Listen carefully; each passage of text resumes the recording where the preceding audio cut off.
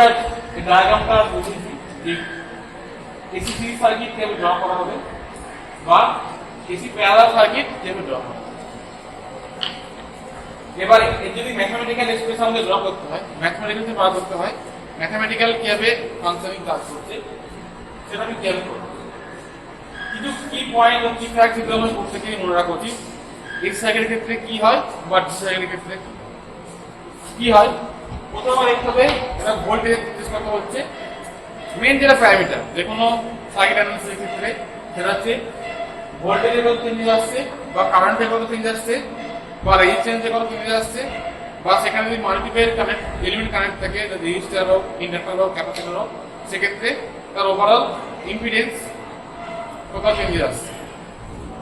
Admittance effect করবে না কিন্তু ইম্পিডেন্স কতটা এফেক্ট করছে সেগুলো দেখো।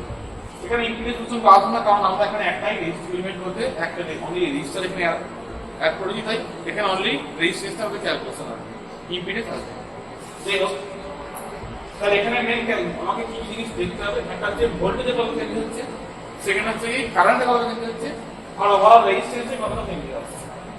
সেটা ডিসি সেটা DC circuit and as well as parallel circuit. ঠিক আছে, ফার্স্টে কি দেখতে হবে কারেন্টের কত চেঞ্জ হচ্ছে, সেকেন্ড হচ্ছে ভোল্টেজের কত চেঞ্জ হচ্ছে আর থার্ড হচ্ছে রেজিস্ট্যান্স এটা স্টেপ বাই স্টেপ এটা অ্যানালাইসিস করতে। ফার্স্ট আমি আসছি ডিসি সিরিজ সার্কিট। ঠিক আছে, এক্ষেত্রে ভোল্টেজে কি চেঞ্জ আসছে, কি চেঞ্জ আসছে আমি অলরেডি বলেছি কি তিনটে এলিমেন্ট তিনটে রেজিস্টার এখানে আছে, তিনটে সিরিজে কানেক্টেড আছে। ঠিক আছে, যদি রেজিস্টার আছে রেজিস্টারে একভাবে ভোল্টেজ দেওয়া ফর্ম সেটা আমরা ওহমস ল থেকে জানি। তো সেই হিসাবে এই যে আরন যে রেজিস্টার থাকে তার মধ্যে ভোল্টেজ কত হবে, সাপোজ ধরে নিলাম আমি V1। ঠিক আছে, সিমিলারলি R2 একটা রেজিস্টার তার একটা ভোল্টেজ কত ধরেছি সাপোজ ধরে নিলাম V2। সিমিলারলি R3 আছে, R3 এর একটা ভোল্টেজ ধরলাম V3 আমি ধরি। ঠিক আছে, তাহলে এর একটা হলো V1 R1 একটা হচ্ছে R2 একটা হচ্ছে V2 R3 একটা হচ্ছে V3।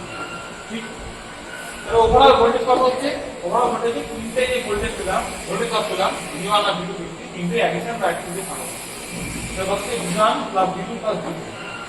আর ঘটনা হচ্ছে এই সিরিজ সার্কিটের ক্ষেত্রে কি এই সাপ্লাই ভোল্টেজ সেটা হচ্ছে এই তিনটে যে রেজিস্টার কারেন্ট তার ভোল্টেজ অফ ইকুয়াল প্লাস যে লোড যদি কানেক্ট থাকে লোডের সাথে ইকুয়াল।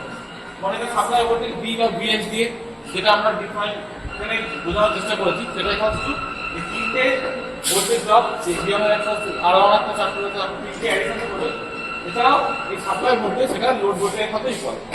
এটা হলো প্রথম কেস ইম্পর্টেন্ট ফ্যাক্টর যেটা হচ্ছে এসি সি সার্কিট আমরা অ্যানালাইসিস করলাম কি ভোল্টেজ ড্রপ পজিশন।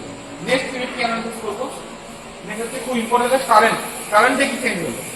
তো কারেন্টে কি চেঞ্জ হলো আমি লিখেছি I1 I I1 I2। আমি বলা শুনে জন্য কি করেছি যদি R1 দিয়ে I1 কারেন্ট করছে R2 যদি I2 কারেন্ট করছে R3 দিয়ে I2 কারেন্ট করছে। এই যে দেখাতে যে কারেন্টটা সাপ্লাই থেকে বের হবে তখন I সেটা I1 এর সাথে ইকুয়াল, সেটা I2 এর সাথে ইকুয়াল, সেটা I3 এর সাথে ইকুয়াল। তার মানে কি যেটা সাপ্লাই করবে সেটাই সাপ্লাই থেকে ফ্লো হবে, কোনো চেঞ্জেস নেই। বুঝা গেল? এটা second mode important factor AC C সাইডের ক্ষেত্রে। এবং থার্ড যেটা ইম্পর্টেন্ট ফ্যাক্টর হচ্ছে রেজিস্ট্যান্স। রেজিস্ট্যান্সে বলা যায় না রেজিস্ট্যান্স একদম সবাই জানে বা কমন সেন্স যদি সিরিজে থাকে তাহলে ওভারঅল ভ্যালুটা অ্যাডিশন হবে।